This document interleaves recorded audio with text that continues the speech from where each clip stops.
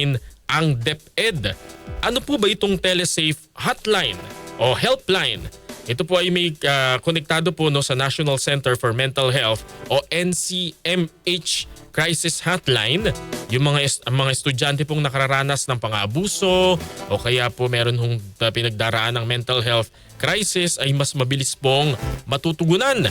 Inilunsad po ng DepEd itong Learners Telesafe Contact Center noong Lunes, May 11, dyan po sa Valenzuela, yung kanila pong pilot testing sa General Tiburcio de Leon National High School at kasabay din po yung paglulunsad sa Iloilo at Cagayan de Oro.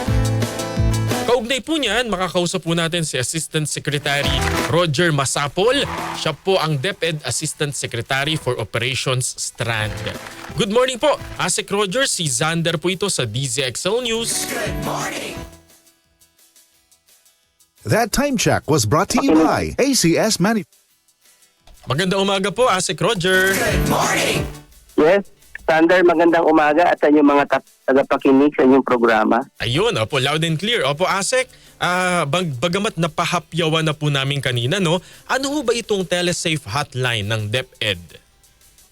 Ayan, so yung DepEd po ay naglunsad po ng telesafe helpline para isa po itong response mechanism doon sa mga kabataan natin na nasa school, mga teacher at mga magulang sa community na makapagtumbong o makapagbigay ng abiso kung nakakaranas sila ng bullying, pang-aabuso, karahasan, diskriminasyon at iba pang usapin tungkol sa learner rights and protection. Alam niyo po, yung DepEd, nag-create po siya ng office po talaga para dito yung Learner Rights and Protection Division. Dedicated po siya dyan. Opo, nagtatag po ng talagang hiwalay na tanggapan. Yes po, yung Learner Rights and Protection Division. Opo. Ano hong contact number o Facebook po ba yung kukontakin po ng mga estudyante na sa inyo pong palagay ay nangangailangan po ng tulong? Apat po o tatlo po yung pwede nilang gamitin. Yung una po yung hotline natin na nilunsad po natin doon sa Valenzuela. Ito po yung hashtag 33733. Yung mobile number naman po, mayroon po kami dedicated dyan, 0945-175-997-977 at yung email address po namin yung weprotectlearners@deped.gov.ph. So lahat po yan, mayroon pong dedicated na mga staff natin na agarang nagre-respond sa mga calls. Opo. Meron na ho ba kayong, since launch po, meron na ho bang mga tumawag at pwede ho bang malaman, although hindi ho natin talaga pwedeng i-disclose po yung pagkakakilanlan ng mga biktima. Pero would you know po kung meron ng mga tumawag at ano po yung karaniwang idinulog po nila dito sa ating telesafe helpline? Yes po. Since po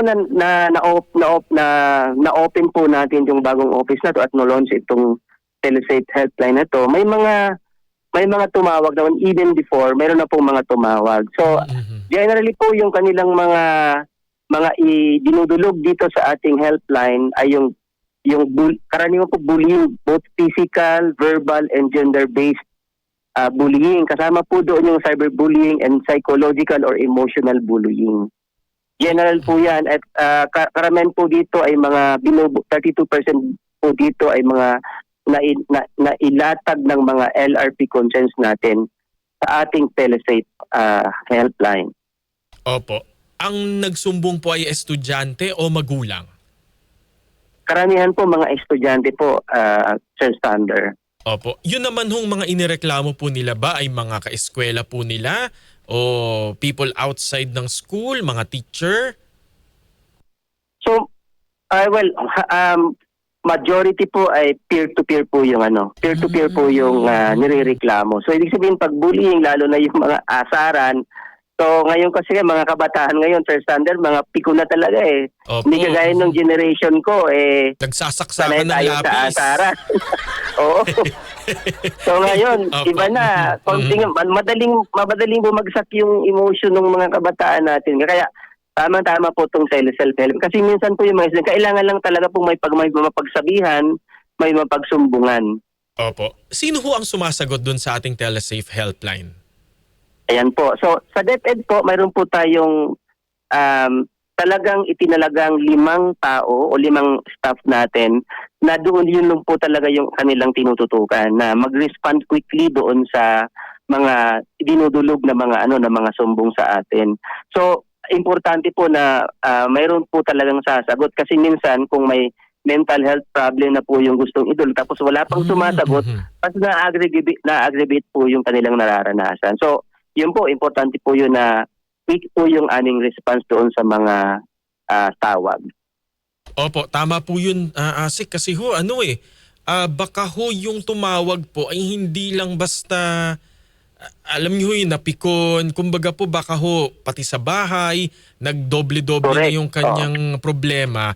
Kaya, at wala rin namang masabihan sigurong kaibigan o kamag-anak, kaya sa inyo na po dumudulog ng kanilang suliranin. Tama po yan. Ang suspetsa ko nga, Sander, dahil noong mga nakaraang taon, wala pong ganitong mekanismo, baka mag-uptick po yung ating tawag dahil nga ngayon alam na nila na mayroon na silang pwedeng tawagan. Correct. Opo. At Asek, paano yun? Kung halimbawa na-assess po nung ating first responder na teka lang, parang kailangan itong estudyante ng pag-intervention ng professional na. Baka po kailangan ng psychotherapy o kaya po gamot. Ano ang magiging susunod na hakbang? Yes po. So magandang tanong po yan. So una po, natanggap po ng tawag natin sa helpline natin sa DepEd, kaagad po yung i-assess kung ano yung next step. For example, kung ang assessment nila ay kailangan ng i-address yung kanyang mental health, kaagad po yan na nire-refer natin sa National Center for Mental Health po. Kung halimbawa naman sexual abuse, kung halimbawa empleyado ng school yung na perpetrator, so mayroon po tayong mechanismo din na kita-ugnayan tayo para ma-refer po ito sa PNP, Women and Children Protection Desk. So, at kung halimbawa po kailangan din ng ma-refer dito sa MSWD o sa DSWD, i-refer po natin. So, mayroon na po tayong mga direct line din po dito sa mga opisina na to para quick din po yung ating referral system. At hindi lang po yan, after referral po tutok po yung monitoring natin sa kung ano yung nangyayari na doon sa nirefer natin. Opo. Meron na bang ganong kaso po for this week since the launch na ganon po kalala na sexual abuse? Wala pa naman po. Wala. Karamihan po mga mga bullying, mga abuse, verbal abuse, mga pangahamon, ganyan. So, ang iba nga dyan po, parang nare-resolve naman internal sa DepEd yung issue, hindi na namin nare-refer sa ibang agency po. Opo. Papaano Asek, kung halimbawa yung nagsumbong po ay yung nangyari po sa kanya, estudyante o kaya po guro, na-assault po siya sa labas ng paaralan, tatanggapin din po ba ng Telesafe helpline? Opo, kasama po dito yung community, sir. I mean, basta po affected yung estudyante, even nasa labas na siya, kailangan po naming aksyonan. Opo, tama rin po. Medyo sensitive po yung ating pinag-uusapan, pero maganda yung hakbang kasi I thought kanina na itong helpline natin para lang po dun sa kumbaga po mental health lang ng mga estudyante. Pero mabuti pong nabanggit po ninyo pati pala yung mga medyo mabibigat pong krimen katulad po ng sexual abuse, no? Yes po. Yung problema kasi natin, Sandra, ina-address natin ngayon dito sa ating helpline. Kasi minsan yung bata talaga, kahit sa loob ng bahay nila, alos wala rin silang mapagsumbungan, lalo na kung ang parent nila, more quote-unquote, walang gaanong pakialam o kaya busy sa trabaho. So naghahanap po talaga siya ng pwedeng mapagsabihan. So kaya po ito napaka-importante na ang palak po namin ito kasi sa tulong po ng mga partners natin like yung East West Rural Bank, saka yung Malayan Bank, and then the PLDT, gusto po nating ibaba ito sa region and eventually po sa division natin. So nag-donate po yung ating mga kapartner ng mga cellphones para ibigay natin sa regions yung Malayan Bank saka itong East West Bank. And then yung pong na-enable din po nitong hotline sa tulong po ng PLDT. So sobra po yung aming pasalamat sa mga partners natin. At ito po ay na-launch na natin doon sa Valenzuela. Opo, mabuting bagay po ito at makakatulong po ng labis para po sa ating mga estudyante. Sa panig po ng mga teacher, meron na bang at allowed ba ito na itawag po sa helpline kung sila po ay nabibigatan naman halimbawa sa kanilang personal life tapos isinasabay po sa trabaho? Well, ito po ay learners learners, Opo. ito po talaga ay na-design sa learner po kaya nga ang tawag is learner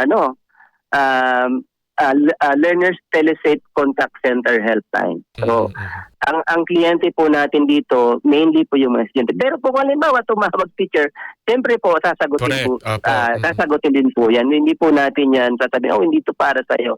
Pwede po kasi alam niyo yung mga teacher natin ngayon minsan nabubuli na rin yung mga estudyante yung mga teacher natin. Kabaligtaran po, no, ASEC? Baliktad na rin. Opo. Pagka ganun ho, halimbawa, you felt na parang teka lang, medyo mabigat din naman yung kaso ni teacher at kumbaga ganun din po yung gravity nung kanyang dinaranas, i-refer nyo rin po sa pertinent government agency.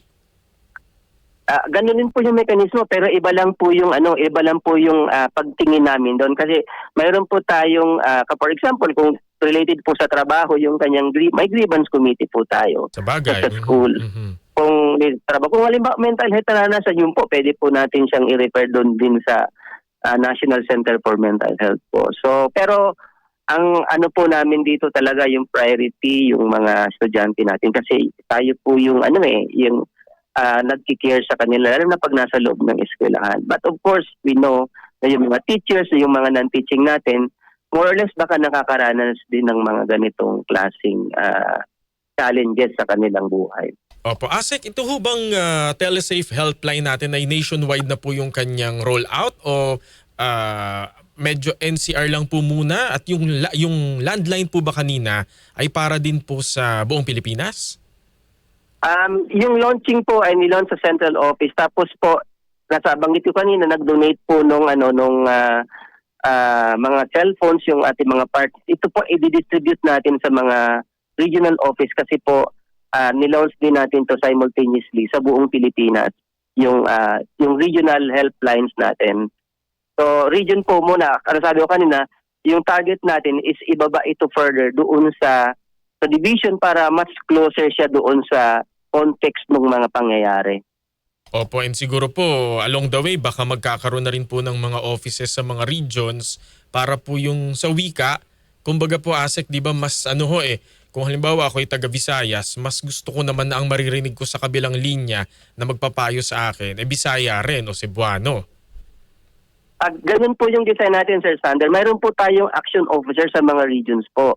Mga LRT focals natin. So, right before pa ng launching, mayroon na po tayong ganung mga staff sa region na mga action, ang tawag natin mga action officer sa mga ganitong klaseng sitwasyon. So, ngayon, mayroon ng permanent na numero, mayroon ng mga gadget, so mabilis na po yung referral system natin. Ayun, very good. Opo, at bilang panghuli na lamang po ASEC, para po dun sa mga nakikinig sa atin at nanonood, ano ho ulit yung mga telesafe helpline numbers na pwede pong kontakin ng ating mga estudyante? Ito po, so yung hotline po natin, yung na-launch natin doon sa Estrada Valenzuela, ito po yung #33733.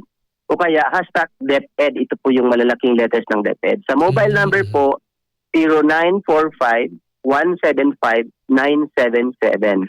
Sa email po, weprotectlearners@deped.gov.ph.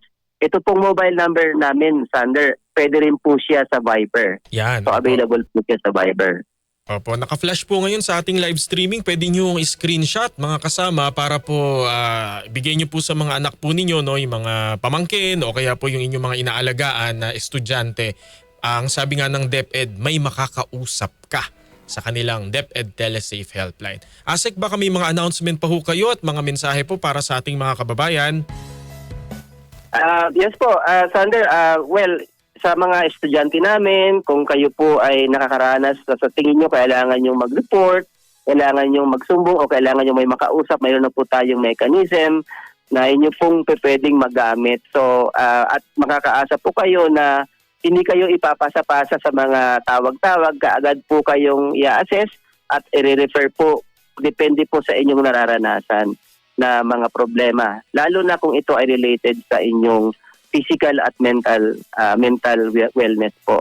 Sa mga teacher naman natin, ang expectation po natin, support system po kayo dito sa ating telesafe. But of course, alam namin na mayroon po kayong may mga nararanasan din kayo. But ito pong telesafe ay design po ito sa mga estudyante natin. So yun po, maraming salamat Sander sa pag-flash ng aming mga hotlines.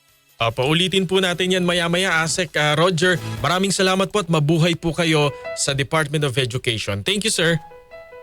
Maraming salamat.